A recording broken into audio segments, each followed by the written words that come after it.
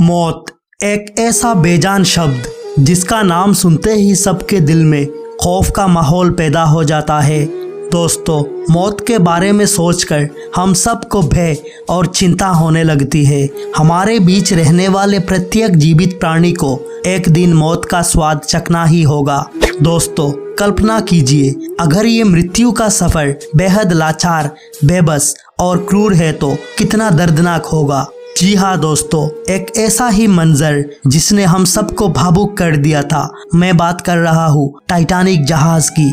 मानव इतिहास काफी लंबा रहा है, जिसके पन्नों पर ना सिर्फ अच्छे बल्कि बुरे अध्यायों को भी रेखांकित गया है। कुछ अध्याय इतने दुखद है कि हम चाह कर भी इसके लिखावट को बदल नहीं सकते। किसे पता था 10 अप्रैल 1912 में इंग्लैंड के पोर्ट से रवाना हुए टाइटैनिक का पहला समुद्री सफर आखिरी सफर होगा।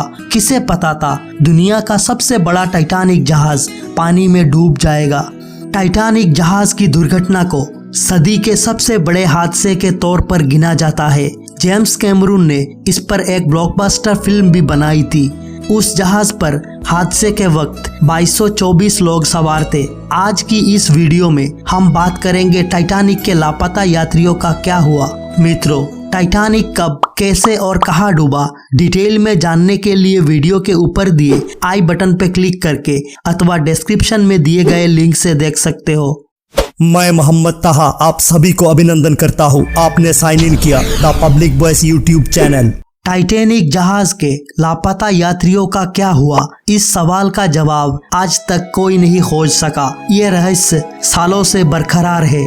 जैसा कि हम सभी जानते हैं, 14 अप्रैल 1912 को उस टाइटैनिक जहाज के डूबने के बाद उस पर सवार ज्यादातर लोगों की दर्दनाक मौत हो गई थी। लेकिन मरने वालों में से अधिकांश के शवों का कभी पता नहीं चला। बीच बीच में कई अभियान चलाए गए। डेली मेल ने इस संबंध में एक विस्तृत रिपोर्ट प्रकाशित की है। साथ ही उस भयानक और दर्दनाक हादसे की कुछ तस्वीरें भी प्रकाशित की है। यह तस्वीरें हादसे की भयावह कहानी कहती है। तस्वीरों में कई निशानियां आप भी दिखी जा सकती है। कहीं जूते बिखरे पड़े हैं तो कहीं जहाज का मलबा नजर आता है। करीब 1160 यात्रियों के शव नहीं मिले।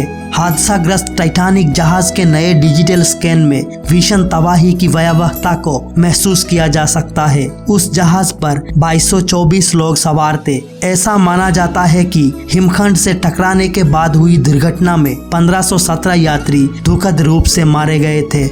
समुद्री पुरातत्वविद और इतिहासकार जेम्स डेल्गाडो का कहना है कि घटनास्थल के पास अब भी मानव अवशेषों का कुछ अंश हो सकता है। डेल्गाडो के मुताबिक 15 अप्रैल को हिमखंड से टकराने के 3 घंटे से भी कम समय में जहाज डूब गया। लाइफ जैकेट के साथ करीब 340 शव समुद्र की सतह पर दिखे गए, लेकिन 1160 शव कभी नहीं दिखे गए। पहले भी चलाए गए 2 अभियान, इससे पहले साल 2000 और 2010 में टाइटैनिक के अवशेष तक पहुंचने के लिए 2 अभियान चलाए गए, लेकिन सफलता नहीं मिल सकी। डेल्गाडो कहते हैं, दुर्घटना के बाद की जो तस्वीरें सामने आई वे बहुत ही भावुक करने वाली है। हालांकि हादसे के 111 साल के बाद अभी तक कोई मानव अवशेष नहीं मिला है। Hollywood film maker James Cameron ने कहा, टाइटैनिक के डूबने की कहानी को दर्शाना आसान नहीं था, लेकिन वो दिल दहला देने वाला था। कैमरून ने न्यूयॉर्क टाइम्स को बताया था कि उन्होंने हादसे में मारे गए लोगों के कपड़े देखे थे,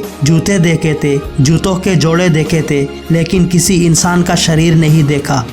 कहाँ है टाइटैनिक का मलबा? टाइटैनिक का मलबा अटलांटिक के तल में करीब 13,000 फीट की गहराई में है। 100 साल बाद इतनी गहराई में मानव शरीर के अवशेष मिलना नामुमकिन है। आयरलैंड में अटलांटिक टेक्नोलॉजिकल यूनिवर्सिटी स्लाइगो के एक फोरेंसिक वैज्ञानिक प्रोफेसर जॉन कैसेला का कहना है कि खारे पानी में हड्डी जल्द खराब हो जाता है। हालांकि उनका कहना था कि ऐसे मानव हड्डियां हो सकती है जो 100 साल बाद भी जहाज के मलबे के बीच फंसी रह गई होगी। वैसे डूबने के 73 साल बाद सितंबर 1985 तक टाइटैनिक का मलबा नहीं मिला था।